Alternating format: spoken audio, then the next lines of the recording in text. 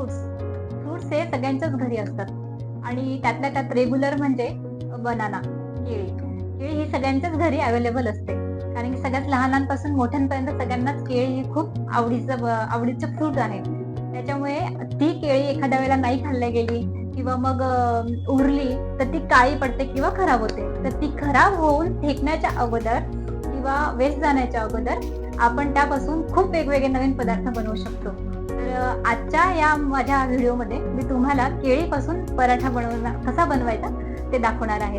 तसंच आपण केळीपासून खूप वेगवेगळे पदार्थ बनवू शकतो. केळीपासून गुलगुले बनवू शकतो, केळीपासून आपण पुऱ्या बनवू शकतो. त्यानंतर आपण केळीचे कणिक न यूज करता राजगिऱ्याचं पीठ टाकून सुद्धा आपण त्याच्या पुऱ्या बनवू शकतो. उपवासासाठी एकदम उत्तम असा पर्याय आहे. आणि आज मी तुम्हाला दाखवणार आहे केळीपासून पराठा कसा बनवायचा ते. तसेच ती स्वादिष्ट आणि पौष्टिक आहे. तुमच्या ब्रेकफास्टसाठी आणि हलक्या फुलक्या जेवणासाठी सुद्धा खूप उत्तम पर्याय आहे. तसेच मी पिकलेल्या केळीपासून नवीन पदार्थ तुम्हाला माझ्या येणाऱ्या पुढच्या एपिसोडमध्ये दाखवणार आहे. तर त्यासाठी माझ्या चॅनलला लाईक करा. तुम्हाला आवडल्यास तुम्ही लाईक करा, सबस्क्राईब करा आणि बेल आयकॉनवर क्लिक करा. म्हणजे ज्या वेळेला मी नवीन रेसिपी माझ्या अपलोड करेल त्यावेळेला तुम्हाला सगळ्यात अगोदर तुम्हाला नोटिफिकेशन येईल. म्हणजे माझी कुठलीच रेसिपी मिस होणार नाही. चला तर मग आता आपण आपल्या रेसिपीला सुरुवात करूया. आता आपण घेतलेले आहे 2 वाटी कणिक, मीठ, वेलची पूड, पिठी साखर आणि 3 पिकलेल्या केळी घेतलेल्या आहे. तर आता आपण ते सगळं मिश्रण एकजीव करूया. चला तर मग आता आपण कृतीला सुरुवात करूया. आपण केळीची साल काढून घेतली होती आणि त्याला आपण स्मॅश करून घेऊ हाताने.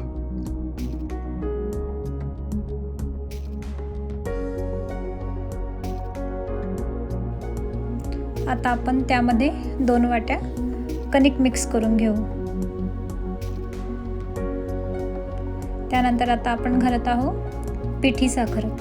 3 ते 4 चमचे मी पिठी साखर घालते. मला थोडं जास्त गोड आवडतं म्हणून मी थोडं जास्त साखर घातली आहे. त्यानंतर आपण घालत आहोत 1 चमचा वेलची पूड. त्यानंतर चवीनुसार मीठ टाकूया. त्यानंतर मोहनासाठी आपण 2 ते 3 चमचे साजूक तूप घालतोय आणि साजूक तूप घालून आपण पूर्ण मिश्रण एकजीव करून त्याचा गोळा करून घेऊ. तर अशा प्रकारे आपण सगळं मिश्रण एकजीव करून घेतलं आहे. पाणी यूज न करता आपण साखर आणि केळीच्या मदतीनेच ते आपण मिश्रण मिक्स केलेलं आहे. तर ते आपल्याला अशा प्रकारे मऊ मिश्रण तयार करायचं आहे. तर आता आपण छोटासा गोळा घेतला आहे आणि त्याला आता आपण पोळीसारखा लाटून घेऊया.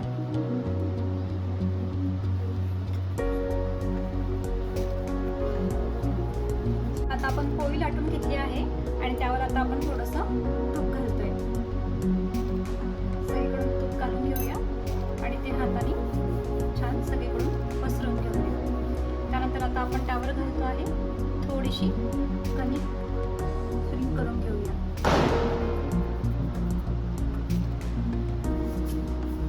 त्यानंतर आता आपण चाकूच्या सहाय्याने मधून त्याला कट करून घेऊ. त्यामुळे केळीला किंवा केळीच्या पराठ्याला खूप छान लेयर्स येतील.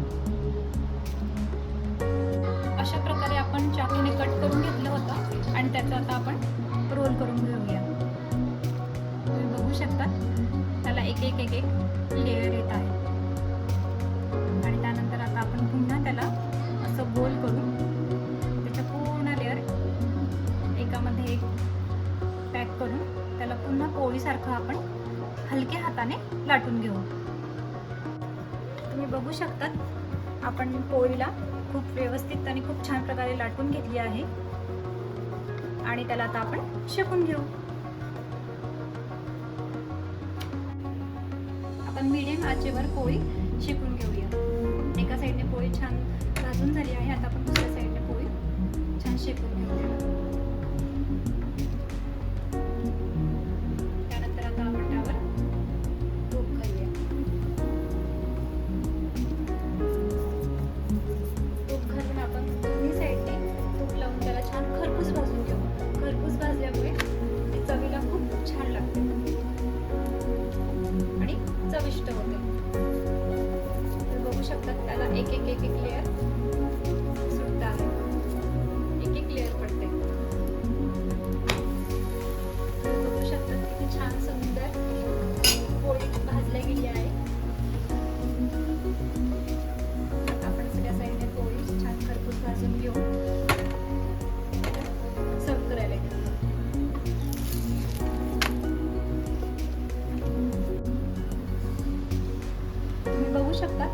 केळीला खूप छान प्रकारे लेअर्स आलेले आहेत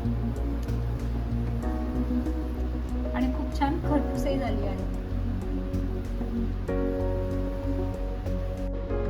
आजची पूजाच किचन मधली रेसिपी तयार आहे आणि आजचा केळीचा पराठा कसा झाला तो आपण एकदा ट्राय करूया. तर तुम्ही केळीचा पराठा लोणच्यासोबत, दह्यासोबत किंवा मी आज शेंगदाण्याच्या चटणीसोबत सर्व केला आहे. तुम्हाला जसं आवडेल तसं तुम्ही सर्व करू शकता. तर मी आता शेंगदाण्याच्या चटणीसोबत सर्व केलेला होता, ते मी एकदा खाऊन बघते कसं झालं आहे. खूप छान झालं आहे.